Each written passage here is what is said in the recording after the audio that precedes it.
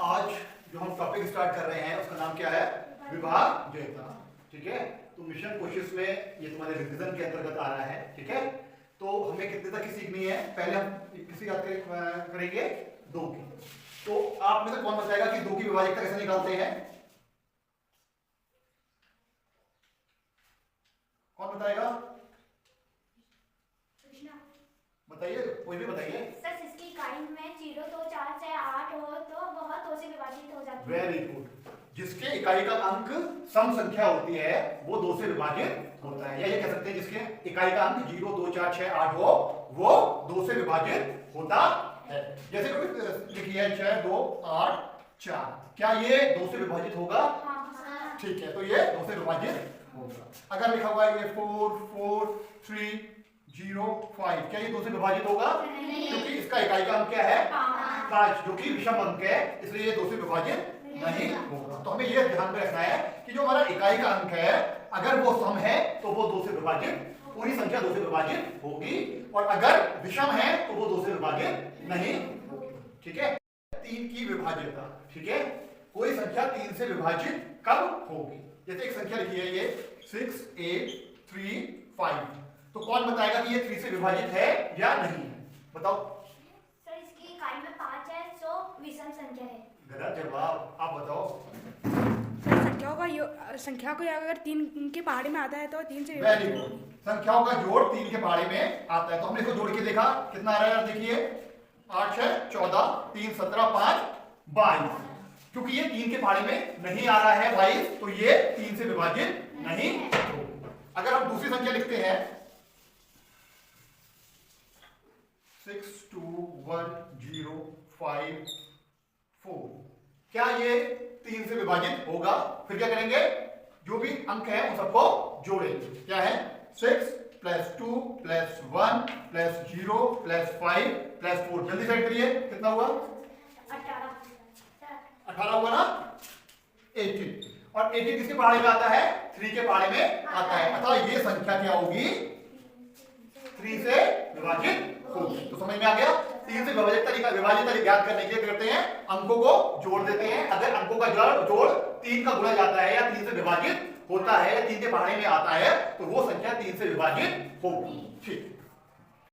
4 की विभाज्यता। ठीक है, तो हम कैसे जानेंगे कि कोई संख्या 4 से विभाजित है या नहीं है? कोई बताएगा? क्या करते हैं? लास्ट के जो 2 अंक है वो देखते हैं कि वो 4 से विभाजित होते हैं या नहीं। जैसे 38 है ना, लास्ट में 38 4 के पहाड़े में आता है? नहीं आता है, या 4 से विभाजित नहीं होता। जरा देख लो ना, ये है 38, कितना गया? 4 ना 36, यानी शेष पर 0 नहीं आ रहा है, तो इसका मतलब है कि ये 4 से विभाजित नहीं होगा। लेकिन अब अगली संख्या है 76,064, क्या ये 4 से विभाजित है? तब क्या करेंगे? फिर लास्ट के 2 अंक देखेंगे कितने हैं? 64। तो 64 को भी क्या करेंगे? 4 से भाग करके देखेंगे। 4 एकम 4, ये हो गया 24, और 4 छग 24, यानी शेषफल कितना आया? 0। यानी पूरा विभाजित हो रही है। आखिरी की 2 संख्या 4 से पूरी तरह विभाजित हो रही है, अतः 76,064 4 से विभाजित होगा। ठीक है, सबको समझ में आ गया? तो ये 4 से विभाजित है।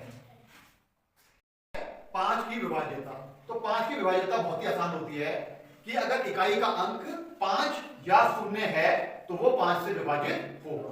तो ये संख्या 5 से विभाजित है क्योंकि लास्ट में इकाई का अंक 5 है, ये 5 से विभाजित है। ठीक, ये 5 से विभाजित होगी नहीं, क्योंकि इकाई का अंक 5 से पूर्ण नहीं है, तो ये नहीं होगी।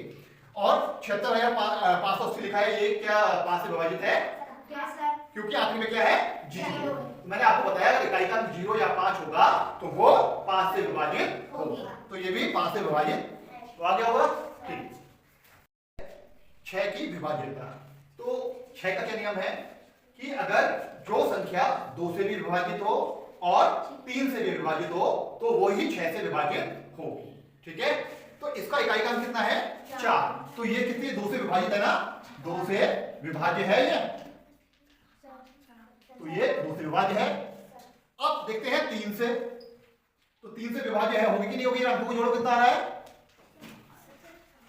1 + 7 8 और 9 17, 1 18 और 8 26, 4 30, और 30 क्या होता है? 3 का गुणज है या 3 के पहाड़े में आता है, मतलब ये 3 से भी विभाज्य है। क्योंकि ये 2 से भी विभाज्य है और 3 से भी विभाज्य है, अतः ये 6 से विभाज्य होगी। तो ये किससे होगी? 6 से विभाज्य होगी। समझ में आ गया? वो संख्या जो 2 और 3 दोनों से विभाज्य हो वो 6 से विभाज्य होगी। दूसरा एग्जाम्पल हमारा है 61,233 का। क्या ये 6 से विभाज्य होगी? देखो, क्योंकि इसका इकाई अंक कितना है? 3, तो ये 2 से विभाज्य है? नहीं है। ठीक है, जब ये 2 से विभाज्य नहीं है तो अगर ये 3 से विभाज्य होगी तब भी हमारे को 6 से विभाज्य नहीं कर पाएगी। ठीक है, क्योंकि ये केवल 2 से विभाज्य है तो हम 3 की विभाज्यता चेक नहीं करेंगे। ठीक है, 2 से विभाज्य नहीं है, अतः ये संख्या 6 से विभाज्य नहीं होगी। ठीक है, 8 की विभाज्यता। तो कौन सी संख्या 8 से विभाज्य होगी, हम कैसे जान पाएंगे? जैसे लिखा है ये 7,60,364। तो ये 8 से विभाज्य है या नहीं है, इसके लिए हम आखिरी के 3 अंक यानी सैकड़े तक देखते हैं कि ये 8 से पूरी तरह विभाजित होता है या नहीं। तो क्या करेंगे, हम 8 से भाग करके देखेंगे। ये 8 है, ये 364 है।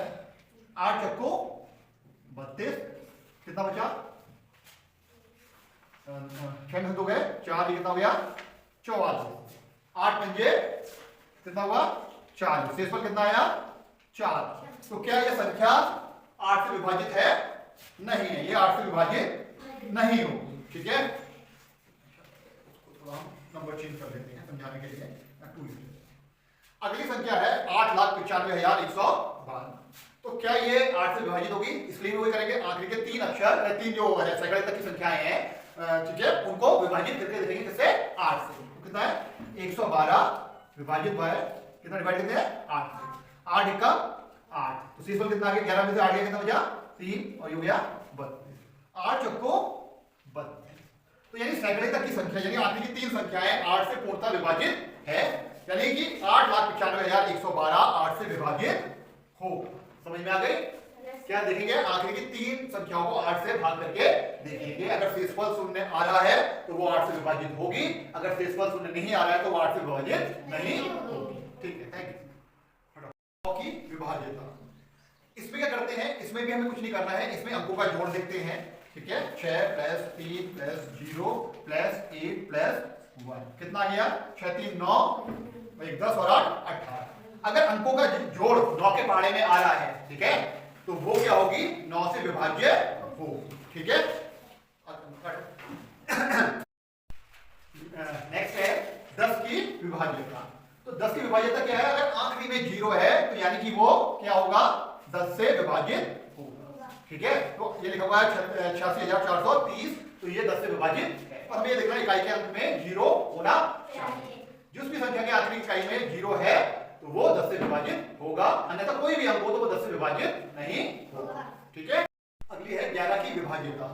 कौन सी संख्या 11 से विभाज्य है या नहीं? यदि ये संख्या लिखी है ये 11 से विभाज्य होगी या नहीं होगी, तो इसलिए करते हैं, इनके ऊपर एक नंबर डाल देते हैं। 1 2 3 4 5 6 7 और ये 8।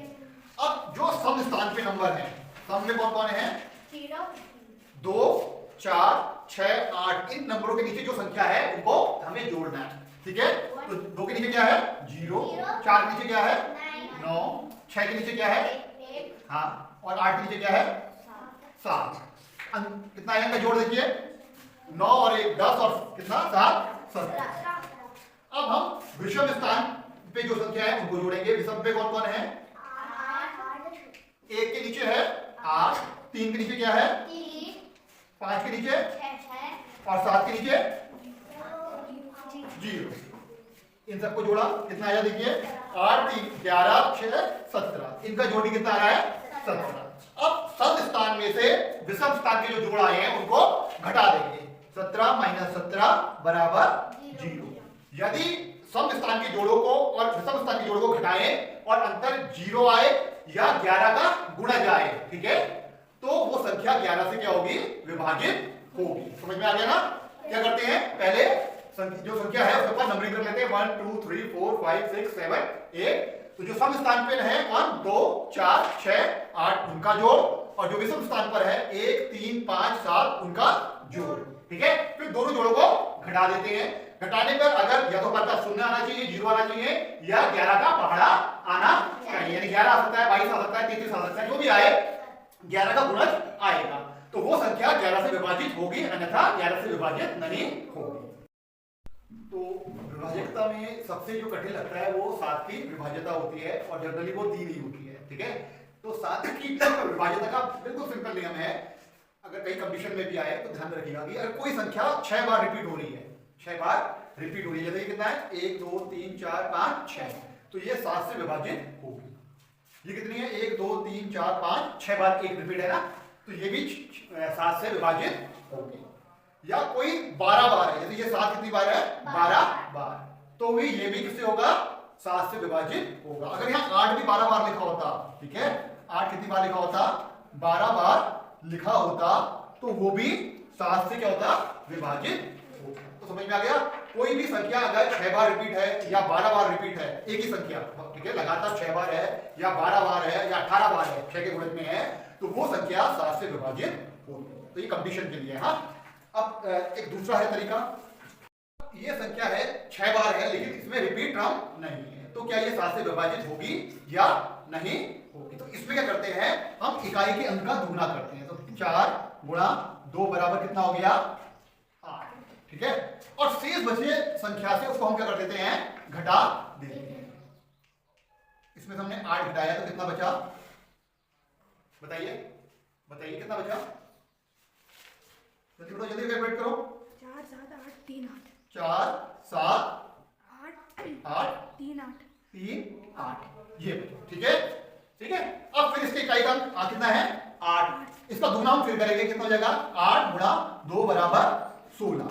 तो शेष बची संख्या कितनी है 4 7 8 3, इसमें हम क्या करेंगे फिर 16 घटा देंगे, तो हमें क्या प्राप्त होगा 4 7 6 7 4 7 6 7, ठीक है 4 7 6 7। फिर ये करेंगे आखिरी संख्या कितनी है 7, तो 7 को दुगुना करेंगे कितना होगा 7 दूनी 14, तो बची संख्या कितनी है 476। इसमें से हमने 14 घटाया तो कितना बचा 4 6 2 4 6 2, ठीक है, कितना बचा 4 6 2, कितना बचा हमारे पास 4 6 2। फिर आखिरी संख्या का दुगुना करेंगे, 2 गुणा 2 बराबर कितना हो गया 4, और बची की संख्या कितनी थी 46, 46 में से 4 घटाया कितना बच गया 42, क्योंकि ये 42 7 के पहाड़े में आता है, अतः ये संख्या क्या होगी 7 से विभाजित होगी। तो समझ में आ गया, केवल ये प्रतियोगी परीक्षा होती है उनके लिए है 7 की विभाजित। हम या तो 6 बार कोई रिपीट टर्म हो रही है, एक ही टर्म 6 बार रिपीट कर रही है, या दूसरा मेथड क्या है आखिरी संख्या का दुगुना करेंगे और शेष संख्या से घटाते चलेंगे, तो आप 7 की विभाज्यता भी सीख सकते हैं या ज्ञात कर सकते हैं। तो आशा करता हूं कि आपको विभाज्यता 2 से लेकर 11 तक की स्पष्ट रूप से समझ में आ गई होगी, ठीक है। फिर भी कोई दिक्कत है तो आप उससे पूछ सकते हैं। Thank you.